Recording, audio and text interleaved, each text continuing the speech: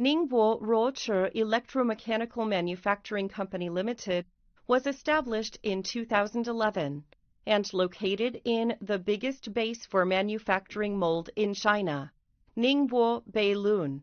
With convenient transportation, it is only 20 minutes away from Beilun Port, less than 1 hour away from Ningbo Railway Station and Lisha International Airport.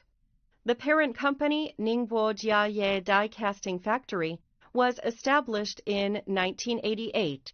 Ruochi covers an area of 9,000 square meters, has more than 60 employees.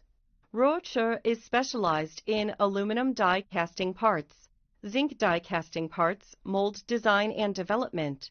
The products are widely used in auto parts, motorcycle parts, electromechanical parts, and hardware.